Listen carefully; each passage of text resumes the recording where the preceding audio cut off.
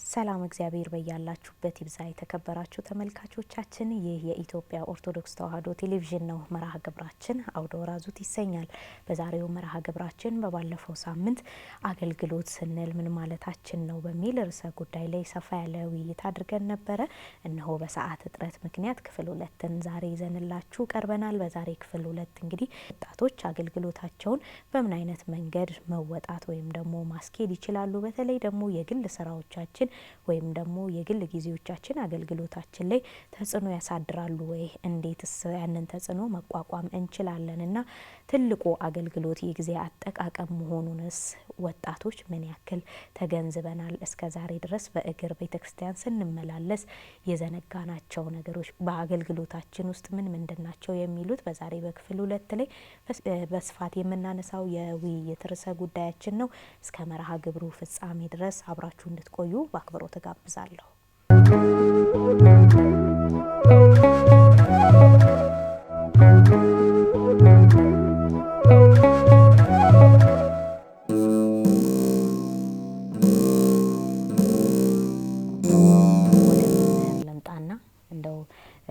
እነማን ናቸው አገልጋዮች በሚለው ላይ አባታችን ሰፋ ያለ ማብራሪያ ስለሰጡ እንደው እዚህ ላይ ቢጨመር የሚሉት ሀሳብ ካለ ድሉ ልስጦት። እንግዲህ ቅድም በመጀመሪያው ጥያቄ ጋራ አብሮ ተያያዥ ነው ብዬ አስባለሁኝ። አገልጋይ ካለ ምን አለ ማለት ነው? አገልግሎት አለ። አገልግሎት ብዙ ጊዜ ምናልባት በእኛ ዝቅ ባለ አረዳድ ካልተረዳ ነው በስተቀር አገልግሎት ቅድም ስንነጋገረው እንደቆየ ነው ራስን መካር ነው፣ ለሌሎች የመኖር ሂደት ነው ብለናል። እንደዛ ከሆነ አገልጋይ በቅዱስ መጽሐፍ ደቀ መዝሙር የሆነ ነው። ለሁሉም ነው የተሰጠው። እርግጥ ነው በተለመደው ንግግር ቅድም እንደጠቀስኩት በአብዛኛው እኛ የምናውቃቸው በተለመደው ሰዋሰው ማለት ነው በሊቀ ጵጵስና፣ በክህነት፣ በዲቁና የሚሉት ብዙ ጊዜ ከአገልግሎት ጋራ ወይም ከአገልጋይ ጋራ ይያያዛሉ እንጂ አገልግሎት ለሁሉም ነው። ሰው ለሆነ ሁሉ አገልጋይ ነው። አንዱ ለአንዱ የመስጠት ሂደት ነው። ስለዚህ የስልጣን ማዕረግ ሳይሆን የህይወት ማንነት ነው አገልጋይነት ማለት ነው። ሌላው የሹመት ሳይሆን የፍቅር መገለጫ ነው እንደሆነ እንረዳለን። ስለዚህ እነዚህ ሁሉ ለሁሉም ሰው የተሰጡ ስጦታዎች ናቸው ማለት ነው። ጌታችን መድኃኒታችን ኢየሱስ ክርስቶስ በመዋዕለ ስብከቱ በምሳሌ ሲያስተምር በማቴዎስ ወንጌል ምዕራፍ 25 ቁጥር 14 ጀምሮ 3 ሰዎችን በአንድ ንጉስ መስሎ ያስተምራል። ይሄ ንጉስ ለሶስቱም ለአንዱ 5 ለአንዱ 2 ለአንዱ 1 መክሊት እንደሰጣቸውና በዚሁ ከቆይታው በኋላ ንጉሱ ወደ ሩቅ አገር ይህንን ሰጥቷቸው ወደ ሩቅ አገር ሄደ። ከዛ ተመልሶ ያንን የሰጣቸውን ምን ላይ እንዳደረሱትና ሊመረምር ሊጠይቅ እንደጠየቃቸው ኃይለ ቃሉ ይነግረናል። እና በዚህ አንጻር ስናይ ይሄ ንጉሱ ለሶስቱ ሰዎች የሰጠው ስጦታ ምንም እንኳን በመጠን ስናየው ለአንዱ 5 ለአንዱ 2 ለአንዱ 1 ቢሆንም እነዚህ 3ቱ ሰዎች የሁላችንንም ከአዛውንት እስከ ነፍስ እስከሚያውቅ የሚባለው ኃላፊነትን ሊወስድ እስከሚችል ድረስ ያለው አካል በሙሉ በተለይም ደግሞ በጌታችን በመድኃኒታችን በኢየሱስ ክርስቶስ ፍጹም ሰውና ፍጹም አምላክነት ያመነ እንዲሁም ደግሞ የተጠመቀ ደቀ መዝሙር የሆነ ሁሉ መክሊት አለው ማለት ነው። ስለዚህ አገልጋይ ነው። አገልግሎቱ በምን ይገለጣል? እንደተባለው አገልግሎት ልዩ ልዩ ነው ስለተባለ ብዙ አይነት የአገልግሎት ሂደት ስላለው አገልጋዮች ሁሉም አገልጋዮች ነን ማለት ነው። ዘርፋችን ሊለያይ ይችላል።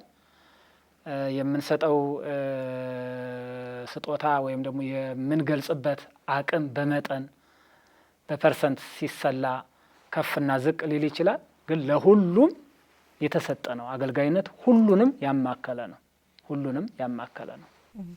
መምህር በጣም አመሰግናለሁ። ክብረት ይስጥልን። አባታችንም ምናልባት ጥሩ እየተወያየን እንዳለ ተስፋ አደርጋለሁ። የተከበራችሁ ተመልካቾቻችን ወደ አባ ልምጣና ሁለተኛ ጥያቄ ቀጣይ ጥያቄን ከእርሶ ጀምራለሁ። እንግዲህ አባታችን ወደ እርሶ ስመጣ ቀጣዩ ጥያቄ ምናልባት ሰው በአገልግሎት ውስጥ ማለፍ ባይችል ምን ሊሆን ይችላል፣ ምን ሊገጥመውስ ይችላል የሚለውን ነገር ሳስብ ለራሴ ብዙ ጥያቄዎች ይነሱብኛል። ጥያቄ በራሴ ላይ ራሱ የሚፈጥሩብኝ ነገሮች አሉና እንደው አንድ ሰው በአገልግሎት ህይወት ውስጥ ባያልፍ ራሱን እንደ አገልጋይ ባይቆጥር ምን አይነት ነገሮች ሊያጋጥሙት ይችላሉ? እነዛ ነገሮችስ እንደው ቢያጋጥሙ እንዴትስ ማለፍ ይቻላል? እሺ፣ አመሰግናለሁ። አንድ ሰው በአገልግሎት ውስጥ ባይኖር ምን ሊገጥመው ይችላል? ዕጣ ፈንታው ምንድን ነው ጥያቄው። ማለት አንድ ሰው በአገልግሎት ውስጥ ባይኖር ምንድነው ከእግዚአብሔር ጋር የመስራት እድልን ያመልጠዋል። ምክንያቱም ሰው የተፈጠረበት ዓላማ ምንድነው? ለአገልግሎት ነው።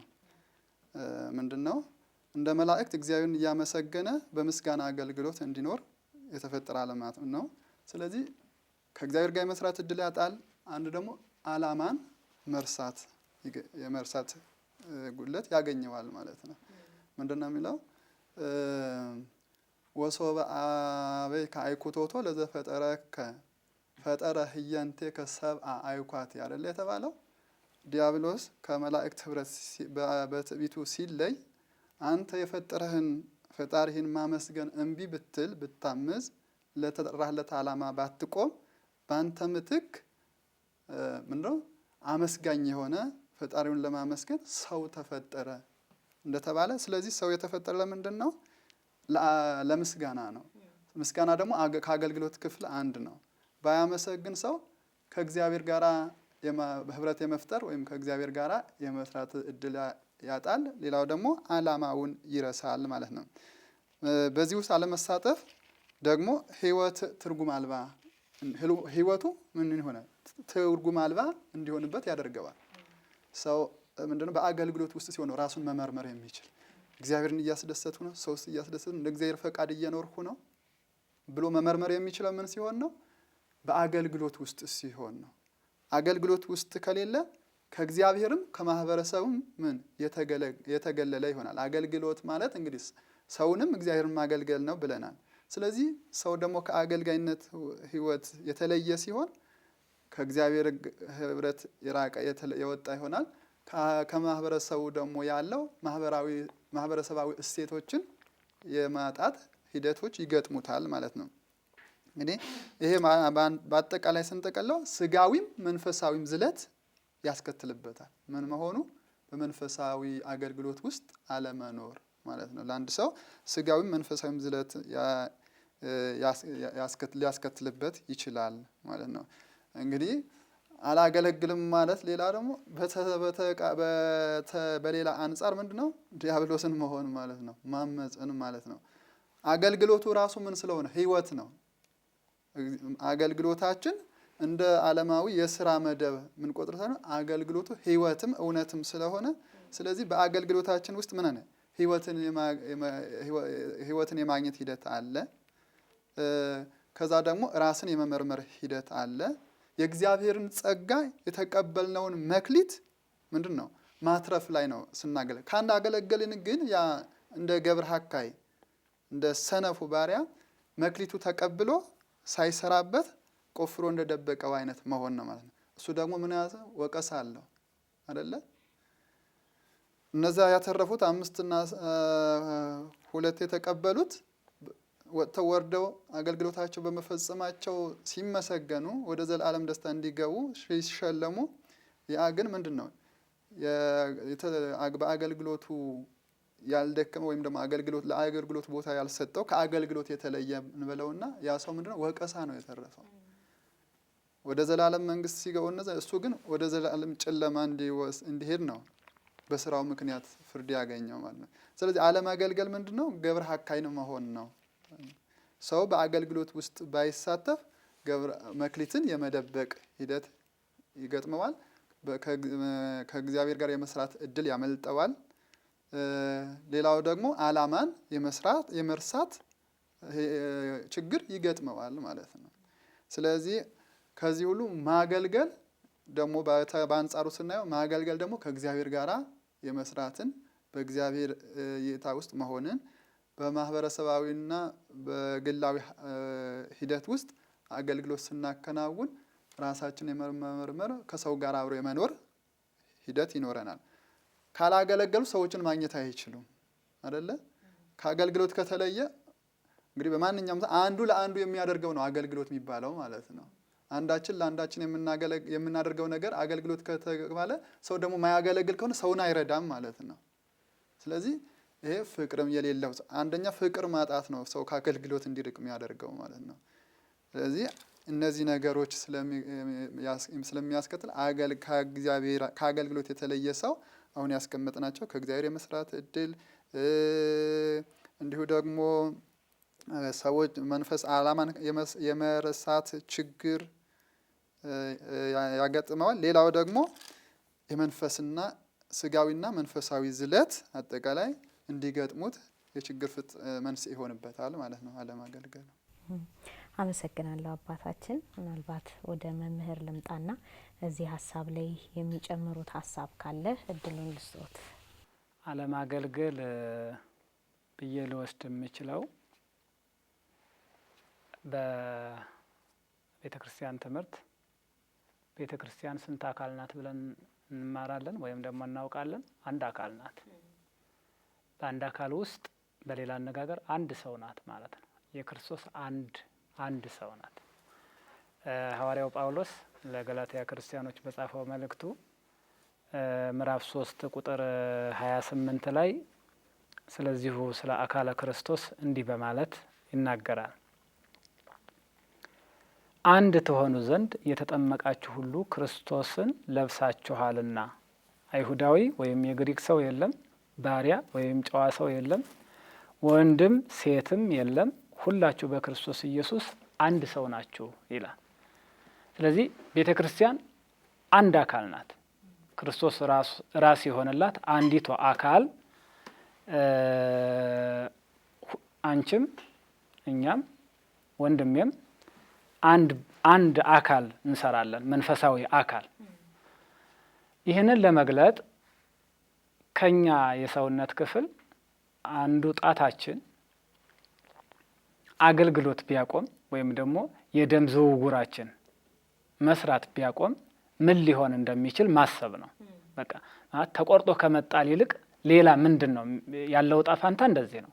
ስለዚህ አንድ ሰው የማያገለግል ሰው ካለ ልክ ከእያንዳንዱ የሰውነት ክፍሉ አንዱ ጣቱ ሊሆን ይችላል፣ አንዱ እጅ ሊሆን ይችላል፣ እግሩ ሊሆን ይችላል፣ ጆሮ ሊሆን ይችላል፣ ወይም ዓይኑ ሊሆን ይችላል ከአገልግሎት ውጭ እንደሆነ ወይም ደግሞ እንደማይጠቀምበት አድርጎ እንደማሰብ ነው። በዚህ መልክ ነው የምንረዳው። አንድ ሰው አላገለግልም ካለ በጥቅሉ ከሰውነት ክፍል አንዱ የሰውነት ክፍል ተበላሽቷል ማለት ነው።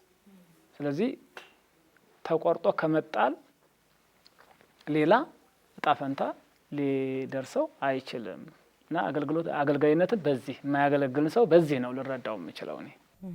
በጣም አመሰግናለሁ መምህራን። ምናልባት እንደው በተለይ አውደ ወራዙት ወይም የወጣቶች መርሃ ግብር እንደመሆኑ መጠን አባ ጥያቄን ወደ እርሱ አደርጋለሁና አንዳንዴ የግል ስራችን መንፈሳዊ አገልግሎታችን ላይ ተጽዕኖ ሲያሳድርብን እንመለከታለን። በተለይ ወጣቱ ላይ በስፋት እንመለከተዋለን። በተለይ ለመንፈሳዊ አገልግሎት ከምንሰጣት አንድ ሰዓትን የግል ስራችን ወይም ደግሞ የግል ጉዳዮቻችን ከቤተሰብ ጋር የሚኖረን ነገር ላይ ተጽዕኖ እንደሚያሳርፍብን በማሰብ አንዳንዴ መንፈሳዊ ጥሪያችንን የምንተው ብዙ ወጣቶች አለንና እንደው የግል ስራ መንፈሳዊ ጥሪ ላይ ተጽዕኖ አለው ወይ? እንደው ተጽዕኖስ ቢኖረው እንዴት አድርገን ያንን ነገር መቋቋምና ሁለቱን አቻችለን በአንድ መንገድ መጓዝ እንችላለን? እሺ፣ መልካም ነው። የግል ስራ በመንፈሳዊ ጥሪ ላይ ተጽዕኖ ሊያመጣ ይችላል ወይ? እንግዲህ ስናየው ሙሉ ተጽዕኖ ነው ብለንም አንደመድመም። አዎንታዊም አሉንታዊም ተጽዕኖዎች ሊኖሩት ይችላሉ። ማለት የግል ስራ በመንፈሳዊ ጥሪ ላይ ማለት ነው። እንዴት ነው አዎንታዊ ሁኔታው ስናይ መጀመሪያ አዎንታዊም አሉንታዊም ተጽዕኖዎች ሊወሰን የሚችለው በግለሰቡ የአመለካከት ወይም የጊዜ ቅደም ተከተል አሰጣጥ ላይ ነው መወሰን የምንችለው ማለት ነው። እንዴት ስንል ጉዳዩ ለእያንዳንዱ ለመንፈሳዊ አገልግሎቱም ለግል ስጋዊ ስራውም በቂ የሆነ ጊዜያት አንዱ አንዱን በማይጣረስበት መልኩ በቂ ጊዜ መመደብ ይኖርበታል። ከዚህ ባለፈ ደግሞ ቅድሚያ መሰጠት ያለበትን ቅድሚያ መስጠት ያ የግለሰቡ ማንነት ነው የሚወስነው። ቅድሚያ መስጠት ከመንፈሳዊ አገልግሎታችን በፊት ምንኛውም ነገር ቅድሚያ የምንሰጠው ነገር የለም አይደለ? አንድ መንፈሳዊ ሰው ቅድሚያው የሚባለው መንፈሳዊ አገልግሎቱ ነው። አስቀድማችሁ ምንድነው የተባለው? መንግስቱና ጽድቁ ፈልጉ፣ ሌላው የምድሩ ነገር እንደ ዳረጎት ወይም እንደ ጉርሻ ነው ተብሏል። ሰው ምሳው ወይም ራቱ በልቶ ከተሰጠው ምግብ በላይ ሰዎች በትርፍ ጉርሻ እንደሚያጎርሱት ያህል ሌላው ምድራዊው ስራ ከመንፈሳዊ ወደ መንግስቱ ከሚሰበስበን ስራ በላይ ለመኖር ያህል እንደ ትርፍ ነገር ነው። ሌላው ሁሉ በመንግስቱ ውስጥ ሲሆን በበረከት የሚሰጡን ነገሮች ናቸው እንጂ ቋሚ ነገሮች አይደሉም። እና ስለዚህ ቅድሚያ መስጠት ያለበትን ቅድሚያ መስጠት ከተሰጠ ይሄ አሉታዊ ተጽዕኖ አይኖረውም።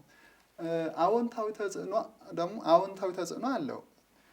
የግል ስራችን ለመንፈሳዊ አገልግሎታችን ጥሩ ጥቅም ላይ ያለው አንድ ሰው የግል ስራ ካለው ወይም ደግሞ ገንዘብ ካለው አገልግሎቱ ያለ ጥገኝነትና በነፃነት እንዲያገለግል ምን ያደርጉታል? ያስችሉታል ማለት ነው። ብዙዎች አገልጋዮች ወንጌልን በደንብ የማይገልጡበት ምክንያት ምንድነው? በአንድም በሌላም ነገር ተሸብበው ነው አይደለ? በገንዘብ የሰው ጥገኛ በመሆን ሰውን ደስ ለማሰኘት እንጂ ትክክለኛ ቃሉን ለመግለጥ የማይችሉበት ሂደት አለ። ስለዚህ ገንዘብ ያለው ሰው ግን ለገንዘብ ቦታ ስለማይሰጥ ምንድነው? አንደኛ አገልግሎቱ በነፃ የማገልገል ሂደት ይኖረዋል። በሌላ መልኩ ደግሞ በገንዘብ ለገዙት ሰዎች ሳይሆን የእግዚአብሔር ፈቃድ የትኛው ነው እያለ በመመርመር እግዚአብሔር የሚከብርበትን ብቻ እንዲያስተምር ይረዳዋል ማለት ነው። አገልግሎትን ተደራሽ ለማድረግ ራሱ ምንድነው? የግል ስራ መኖሩ ጠቃሚ ነው። የግል ስራ ያው ገንዘብ ለማግኘትና ኑሮን ለመደጎም አይደለም። የግል ስራ ግን ምንድነው? የአገልግሎቱን ጊዜ ማደናቀፍ የለበትም። ሁለቱም የጊዜ ሰሌዳ ሰንጠረዥ አውጥተን በማይጣረስ በኩል ምንመራው ሲሆን ምንድነው? አዎንታዊ ተጽዕኖ አለ። አሉታዊ ተጽዕኖ ደግሞ ምንድነው? ሰዎች የግል ስራ ሲኖራቸው በቂ ጊዜን ካለመመደብ የተነሳ ቀዳሚ ተግባሩ የትኛው እንደሆነ ካለመለየት ምን ይመጣል? አዎንታዊ ተጽዕኖ ሊያመጣ ይችላል። ወይም ደግሞ ክፉ ተግዳሮቶች ለአገልግሎታችን ይፈጠሩብናል። ለመንፈሳዊ ጥሪያችን ክፉ ተግዳሮት ይሆንብናል። ምኑ? የግል ስራችን ማለት ነው። ምን በመሆኑ መንፈሳዊ ጥሪያችንን ከግል ስራችን ለይተን ባለማወቅ፣ ሁለተኛ ደግሞ በቂ ጊዜ ለግል ስራችንም ለመንፈሳዊ አገልግሎታችንም በቂ ጊዜ ለይተን ባለማስቀመጥ አሉታዊ ተጽዕኖ ይፈጥሩብናል። ሌላ ደግሞ ሰዎች በገንዘብ ውስጥ ሲሆኑ ለትርፍ ካላቸው ጉጉት ወይም ደግሞ ተነሳሽነት መንፈሳዊ ጥሪያቸው ትተው ወደ ስራ እንዲያመዝኑ ሊያደርጋቸው ይችላል። ማለት ምንድነው? ሰዎች የግል ስራቸውን መንፈሳዊ ስራቸውን ለማጠናከር ሳይሆን እንደ ቀዳሚ ተግባራዊ ቆጥረው ከሚያዩት ከሆነ የሚቆጥሩት ከሆነ ምንድነው ለመንፈሳዊ ጥሪያቸው አሉታዊ ተጽዕኖ የሚያሳድር በዚህ ጊዜ ነው ማለት ነው። እንዴት አጣጥመው መሄድ ይችላሉ? አሁን እንዳልነው ነው። ይሄም በዚህ የሚካተት ነው። ቀዳሚ ተግባርን ማለት መንፈሳዊ ጥሪ ከስጋዊ ስራ ጋር በምንም አይነት ወደ ኋላ ሊል የማይቻል ቀድሜ ሊሰጠው የሚገባ ተግባር እንደሆነ፣ የተጠራንነት ዓላማ መሆን እንደሆነ፣ የነፍስ ጉዳይ እንደሆነ መረዳት ይኖርበታል አገልጋዩ ወይም ወጣቱ። በሌላ በኩል ሌላው የምንሰራቸው ስራዎች መንፈሳዊ ተግባሮቻችንን ለማጠናከር እንጂ ቀዳሚ ተግባሮች እንዳልሆኑ፣ መንፈሳዊ ተግባራችንን ወደ ኋላ የሚያደርጉብን ከሆነ የበለጠ ጥፋት ይዞብን የሚመጣ መሆኑ በመረዳት እነዚህን ካጣጣመ ጊዜውና የግል ስራውና መንፈሳዊ ጥሪውን አስተባብሮ የሚሄድበትን የጊዜ ቅደም ተከተል ትኩረትን የመለየት ቀዳሚ ተግባር መንፈሳዊ ጥሪን ቀዳሚ ተግባር የማድረግ ሂደት ካለው በእነዚህ በኩል አይጣረስም ማለት ነው። ከነዚህ ውስጥ ምንድነው ገንዘብ ወዳጅነትን ከህሊና ማራቅ። የግል ስራ ሲኖረን ገንዘብ ከመውደድ የተነሳ ሳይሆን ከጥገኝነት ለመውጣትና ምንድነው አገልግሎትን በነፃነት ለማከናወን ወይም ደግሞ መረዳት ለሚገባቸው ሰዎች መርዳት እንዲችል ከማሰብ እንጂ ክብር ባይነትን ወይም ደግሞ ዝናን ለማትረፍ መሆን የለበትም። አንድ ወጣት ወይም አንድ አገልጋይ ወጣት አገልጋይ ከመንፈሳዊ ጥሪው ጎን ለጎን ወይም አገልግሎቱ ጎን ለጎን ሌላ ተግባር ሲያከናውን እነዚህን ነው። ስለዚህ የሚሰሩት የተቸገሩት ለመርዳት፣ ለድሆች ለማካፈል፣ የተዘጉ አብያተ ክርስቲያናትን ለማስከፈት እንደዚህ አይነቶች መሆኑን ማወቅ። እንዲህ ካወቀ ማለት ሁለቱም አገልግሎቶች ይባላሉ። ነገር ግን መንፈሳዊ ጥሪውን ወደኋላ እያዘገየ በመንፈሳዊ እየዛለ ለስጋዊ ማንነቱ ትኩረት የሚሰጥ ከሆነ ይሄ አሉታዊ ተጽዕኖ አሳድሮበታል ማለት ነው። ትውልዱ መለየት ያቃተው ይህንን ነው ማለት ነው። በዘመናችን ሰው ሁሉ መላቀኑ ሳምንታቱን ሙሉ የሚሮጠው ለምንድን ነው? ለስጋዊ ተግባሩ ነው። ለወንጌልና ለመንፈሳዊ አገልግሎት ግን አንድ እሁድ ወይም ደግሞ አንድ ቀንን ጉባኤ ተሰብሰብ ቢባል እንኳን በቂ ጊዜ የማይኖረው ህብረተሰብ ነው ያለው። ስለዚህ ምን ያህል የግል ስራ ወይም ደግሞ ስጋዊ ደግሞ በመንፈሳዊ አገልግሎት ወይም ጥሪው ላይ ተጽዕኖ እንዳሳደረበት ነው የሚያሳይና ስለዚህ ይህን ለይቶ ማወቅ ዓላማዬ ምንድነው? ጥሪዬ ምንድነው? እነዚህ ነገሮች እንደ ትርፍ እንጂ እንደ ዋና ነገር ማየት የለብኝም ብሎ የሚያምን ትውልድ ያስፈልጋል፣ ወጣት ያስፈልጋል ማለት ነው። ሁለት መንፈሳዊ ጥሪውን ላለማስተጓጎል። አመሰግናለሁ አባ። ሰፋ ያለ ጠቀም ያለም ደግሞ በተለይ ወጣቱን ተደራሽ የሚያደርግ መልእክት ስላስተላለፉ ክብረት ይስጥልኝ እላለሁ። መምህር እንደው እዚህ ላይ ሰዓታችን በጣም እየሄደ ስለሆነ የማጠቃለያ ሀሳብም ስለሆነ ጨመቅ አድርገው የሚጨምሩልን ሀሳብ ካለ እድሉ ልስጦት። እሺ መልካም። እኔ ባጭሩ ልገልጸው የምፈልገው እኛ የኑሮ ጀማሪዎችም የአገልጋዮች ጀማሪዎችም አይደለንም፣ ብቻም ሳይሆን ፈጻሚዎችም አይደለንም። ከዚህ በፊት የነበሩ በጣም ብዙ በምድር ላይ የነበሩ ሰዎች አሉ፣ የእግዚአብሔር ሰዎች አሉ። እነሱ ለእኛ አርአያ ይሆናሉ። እንዴት ጊዜያቸውን አብቃቅተው ሲኖሩ እንደነበረ ህይወታቸውን በመንፈሳዊውም ዘርፍ በዓለማዊም ዘርፍ በሌላ መልኩ ህይወታቸውንም መንፈሳዊ ህይወታቸውንም እየመሩ የነበሩ በጣም ብዙ ሰዎች አሉ። ከነሱ መካከል ሳሙኤልን መጥቀስ እንችላለን። ሳሙኤል እንደኛ ሰው ነው፣ በምድር የቆየ ነው፣ ቤተሰብ አሉት። ግን ደግሞ ከእግዚአብሔር ጋር ያለውን ግንኙነት ደግሞ እንደውም ከህፃንነት ጀምሮ ያደገ ሰው ቢኖር አንዱ ሳሙኤል ነው። በዚህ በአንደኛ ሳሙኤል ምዕራፍ 12 ቁጥር 2 ጀምሮ ያለው ሳሙኤል የመጨረሻውን የህይወቱን በሰዎች ዘንድ በሚመራቸው በሚያገለግላቸው ሰዎች ዘንድ እንዲገመግሙት እስካሁን ማንን እንደበደልኩኝ ከእናንተ ሊወቅሰኝ የሚችል ሰው ካለ ይምጣና ምን አጥፍቻለሁ ብሎ ራሱን እንዲገመግም ያደረገበት አንዱ እያንዳንዱ ሰዓታትን ወይም ጊዜያትን ጊዜውን በአግባቡ እንደተጠቀመ መረዳት እንችላለን። ስለዚህ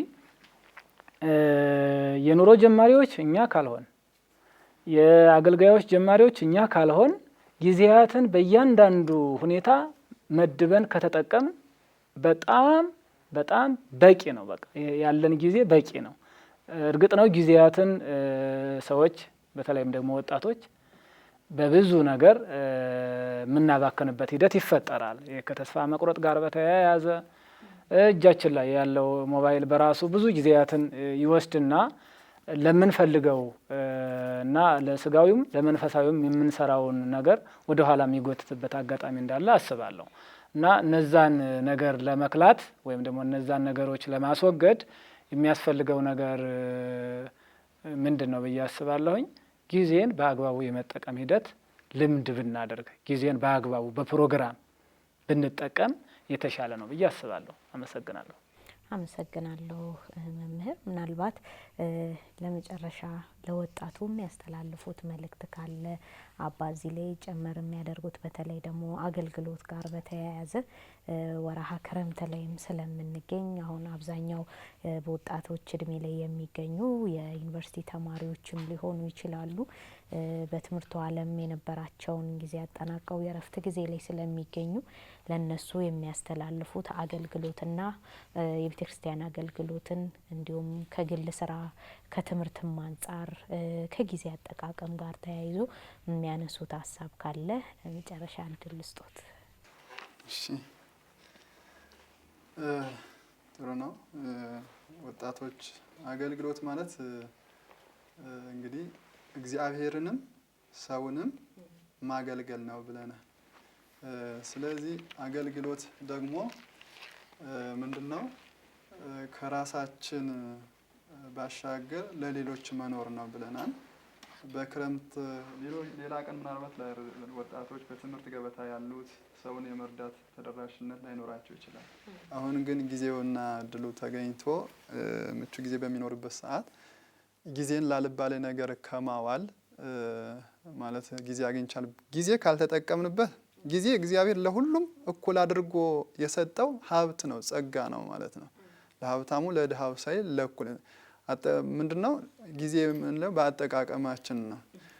ለጥሩ ካዋል ነው ጽድቅ ይሆናል፣ ለክፋት ካዋል ነው ደግሞ እንዲሁ ኃጢአት ይሆናል ማለት ነው። ለጥሩ ካዋል ነው እንጠቀምበታለን፣ እንዲሁ ደግሞ በዋዛ ከጨረስ ነው ደግሞ እንጎዳበታለን። ጊዜ ቆሞ ስለማይጠብቅ ማለት ነው። ጊዜ እንደ አንድ መክሊት የምንቆጥረው ነገር ነው። እግዚአብሔር ለሁሉም ያደለው ጸጋ ስለሆነ አንድ መክሊት ነው። ስለዚህ በጊዜያችን እንደ መክሊት ተጠቅመን እንደ ማህበረሰባዊ ስና ጉልበት እምቢ ያላቸው በጉልበት የደከሙ አዛውንት አባቶች፣ እናቶች ይኖራሉ። እንዲሁም ደግሞ ጠባሪ ደጋፊ የሌላቸው እናቶች ሊኖሩ ይችላሉ። በገጠር ያሉ አጥር በማጠር አረም በማረም እነዚህን ማገልገል ይችላሉ። አገልግሎት ነው። ይሄ ማህበረሰብን ማገልገል አንድ አገልግሎት የአገልግሎት ክፍል ስለሆነ ማለት ነው። ውሃ መቅዳት የማይችሉ እናቶች ሊኖሩ ይችላሉ። እንዲሁ በገጠር ጎጆ የሚያፈስባቸው መጠለያ ያጡ ሊኖሩ ይችላሉ። ገንዘብ አውጥተው መስራት የማይችሉ ገንዘብ ቢኖራቸው እንኳን ነገሮቹን አምጡ አከናውኖ ማቅረብ የማይችል ሰው የሌላቸው ሰዎች ሊኖሩ ይችላሉ። በዚህ መሳተፍ ይሄ ስጋዊ አይደለም፣ መንፈሳዊ ነው። ማለት ሰውን መርዳት የክርስቶስ ዓላማ እኛን ለመርዳት ነው የመጣው። ሰው መንፈሳዊ ነገሮች እነዛ የተመቻቹ ነገሮች ሲኖሩት እግዚአብሔር የማገልገል እኛን እነዚህ ነገሮች ስናደርግለት ወጣቶች ይህን ሲያከናው ያ የተደረገለት ሰው ምንድነው የሚለው? እግዚአብሔር ይመስገን ነው የሚለው። እግዚአብሔርን ያመሰግናል ማለት ነው። ስለዚህ ሌላ በሰንበት ትምህርት ቤት ውስጥ ኮርሶችን በመውሰድ ማሳለፍ ዝም ብሎ በተለያየ ጨዋታ ቦታዎች በስጋ ቦታ ከማሳለፍ ቃለ እግዚአብሔርን በማጥናት አሁን እንደ ማህበረ ቅዱሳን ያሉት አሁን በዚህ ክረምት ወደ ገዳማት እየሄዱ የአብነት ትምህርትን እየቀሰሙ የሚኖሩበት ሂደት አለ። ይሄ ትልቅ መንፈሳዊ ምስጢር ነው፣ ያልተገለጠ ምስጢር ነው። ስለዚህ ወጣቶች ጊዜ ቆሞ ስለማይጠብቅ ጊዜያችን ለመልካም እንጂ ለክፉ ነገር አለማዋል። ጊዜያችን ስንጣ አሁን ባልኳችሁ መሰረት በመንፈሳዊ በማስቀደስ እንዲሁ ደግሞ አብነት ትምህርትን በመቅሰም መጽሐፍ ቅዱስን በማጥናት ማሳለፍ። ሌላው ደግሞ የተቸገሩትን ወገኖችን በመርዳት ማለት ተልእኮን ቀዳሚ ነገር ማድረግ፣ ቀዳሚ ተግባር ማድረግ። የምናገለግላቸው ነገሮች ሁሉ እንደው ገንዘብ ተኮር ሳይሆን ሰዎችን ከመጥቀም አንጻር የምናገለግልበት ሂደት ቢሆን ይህን እንጠቀምበታለን እንላለን። ከወላጆች ከታላላቅ አባቶች ምርቃት እናተርፋለን። የእነሱ ምርቃት ደግሞ ለወደፊት ለትምህርት ገበታ አይምሮ የነቃ የበቃ እንዲሆን ይረዳል። ከክፉ ነገር እንድንሰወር ያደርጋል። ምንድነው በምድር ላይ ሰውን ማሳዘን ምንድነው? እግዚአብሔር እንደማሳዘን ነው። ከነዚህ ከተናናሾቹ አንዱ ማንም የሚያሰናክለው የሚጎዳ ቢኖር ማነው? ዋጋ ጥፋቱ ወይም ደግሞ አጻፋው ከእግዚአብሔር ዘንድ እንደሆነ ተነግሯል። ሰውን ማስደሰት ደግሞ ማለት በአጠገብህ ያለ ወንድምህን ማትወድ ወይም ደስ ማሰኘት ማችል ከሆነ የማታየውን እግዚአብሔር እንዴት ደስ ማሰኘት ትችላለህ? ነው አይደለም የሚለው መጽሐፍ ቅዱስ። በምድር ያሉት በሀዘን ያሉት ስናጽናና እነሱን ደስ ስናሰኝ ነው እግዚአብሔር በእኛ ሕይወት ላይ ደስ ሊሰኝ የሚችለው ማለት ነው። እና ስለዚህ ጊዜ ተመቸን ክፍት ሰዓት አገኘን ብለን እንደው እንደተለቀቀ ጥጃ ዝም ብሎ በየሱሱ ቤት በየመጠጡ ቤት በየዳንኪራው ቤት ማሳለፍ ሳይሆን ይቺ ሕይወታችን ወደ ሱባኤ በመግባት ለህሊና እረፍት የሚሰጡ ቦታዎች መጽሐፍትን በማንበብ ማሳለፍ ትልቅ ጥቅም መንፈሳዊ ጥቅም አለው ነው የምለው። ለወጣቶች ማስተላልፈው ይሄ ነው። በጣም አመሰግናለሁ አባታችን አክብረውን ስለመጡ። መምህርም እንደዚሁ ክብረት ይስጥልኝ ማለት እፈልጋለሁ። እንደው መምህር ቀር የሚሉትና እንደው ይሄን ሳልናገር የሚሉት ሀሳብ ካለ የመጨረሻ እድል ስጦትና ፕሮግራም ይልዝጋ። መልካም አመሰግናለሁ። ጠቢቡ ሰሎሞን ስለ ወጣቶች የሚናገረው መልእክት አለ። በመጽሐፈ መክብብ ምዕራፍ 12 ቁጥር 1 ጀምሮ የጭንቀት ቀን ሳይመጣ በጉብዝና ወራት ፈጣሪን አስብ ይላል። ስለዚህ እግዚአብሔር ወጣቶችን እንደሚፈልግ ብሎም ደግሞ ወጣቶችም በእያንዳንዱ በዚህ ዓለም ተግዳሮት ሳያዙና ሳይተክዙ እግዚአብሔርን ወደ ተሻለው እሳቤና መረዳት አድገው እግዚአብሔርን እንዲያስቡና ጊዜያቸውን በአግባቡ ሁኔታ እንዲጠቀሙ መልእክት አለኝ። አመሰግናለሁ። የተከበራችሁ ተመልካቾቻችን የዛሬው ክፍል 2 የአውደ ወራዙት መርሃ ግብራችን ይህንን ይመስል ነበር። አብራችሁን ስለቆያችሁ እስከ መርሃ ግብሩ ፍጻሜ ድረስ አብራችሁን ስለነበራችሁ በድጋሚ ክብረት ይስጥልን እያልኩኝ ምናልባት ይህ መርሃ ግብር በኢትዮጵያ ኦርቶዶክስ ተዋሕዶ ቴሌቪዥን ካመለጣችሁ በጣቢያው ስም የተከፈቱ የተለያዩ የሶሻል ሚዲያ አማራጮች አሉ። በእነሱ ታገኙናላችሁ። የዩቲዩብ ቻናላችንን ሰብስክራይብ፣ ሼር፣ ላይክ እያደረጋችሁ ለወዳጅ ዘመድ አጋሩልን። እኛ ከወዲሁ እናበቃለን። ቀሪ የኢትዮጵያ ኦርቶዶክስ ተዋሕዶ ቴሌቪዥን መርሃ ግብሮች ይቀጥላሉ። ሰላም እግዚአብሔር በያላችሁበት ይብዛ።